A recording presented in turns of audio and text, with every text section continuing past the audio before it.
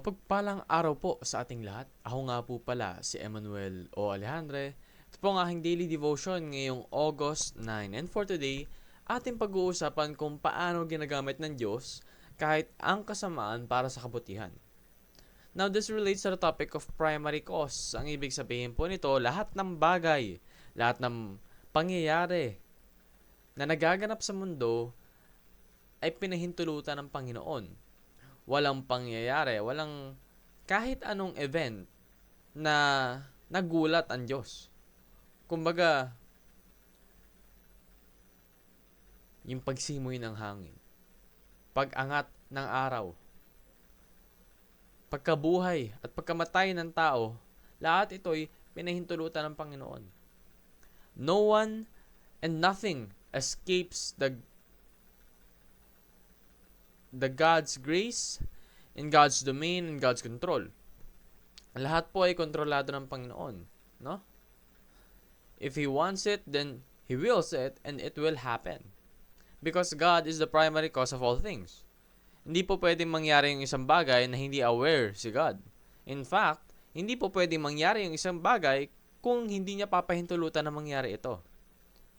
Pero this does not mean na lahat ng masamang nangyayari ay gustong mangyari ng Diyos para sa kasamaan. Actually, it's the opposite. May mga pagkakataon, maraming pagkakataon, na yung kasamaang nangyayari dahil sa ating free will ay ginagamit ng Panginoon para mag-progress yung kanyang plano. Meaning nito, God does not play dice or a game of chance, no? Hindi yung, wait lang, mahirap mag-decide. Titingnan muna natin, coin toss, heads or tails, ano ba yung dapat na gawin ko? No. God knows what must be done. God reacts.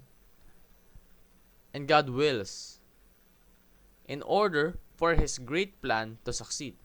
Sabi nga po sa Genesis chapter 50 verse 20, "You intended to harm me, but God intended it for good to accomplish what is now being done, the saving of many lives." At po yung kwento ni Joseph na kung saan yung kanyang mga kapatid, sinubukan siyang patayin, sold him off as a slave. Pero after all of those sufferings, all of those, kumbaga transgressions against Joseph, anong nangyari? Nagkaroon pa siya ng ability to serve as an instrument of God in order to save many lives. So, yung masamang nangyari, yung pagbetray ng mga kapatid ni Joseph sa kanya, yun pa yung naging dahilan. Or rather, yun pa yung naging initial driving force para mapalaganap yung Word of God, no? So, yung kasamaan, yung sin, ginamit pa ng Panginoon upang mapalaganap yung kanyang kingdom and upang ma-enact yung will niya, yung plano niya. Because God uses evil, suffering, even death minsan, no, for His purpose. I'll personally share something to you guys, no. Nung namatay yung tatay ko, I was very devastated. Pero for some reason, I handled it, I guess, tiny bit better than most people. And for some reason, it pushed me to be more responsible, more aware of what I needed to improve on myself, and most importantly, it made me aware that God never, ever wants you to suffer. Yung unfortunate occurrence na yun, yung pagkamatay ng tatay ko, hindi yun ginusto ng Panginoon. Pero yun yung, kumbaga, naging paraan para mapabuti ko yung sarili ko at mapalapit ako sa Kanya. Kasi, siya yung nalapitan ko nung masakit, nung nahihirapan ako at pinadali niya yun. So, glory to God, no? Glory to God.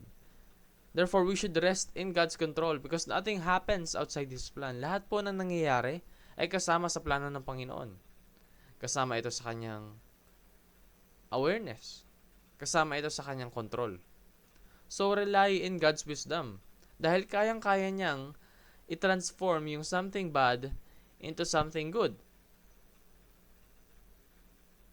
Kumbaga, Kahit na ano yan, kahit ano man yan, kayang-kaya niyang gamitin for it to be part of the ultimate plan of good. Even when it feels uncertain that He can do so. Because that's God. That's our omnipotent God. Kayang-kaya niya yan. So trust in Him. And respond with worship. God is working all things for His glory. So pagpalain siya. Gawin mo lahat upang ipalaganap ang kanyang kingdom at bigyan ng karangalan ng kanyang ngalan. Yun lamang po ang aking daily devotion. Maraming salamat sa pakikinig. Pagpalain po tayong lahat and let us all give glory to God.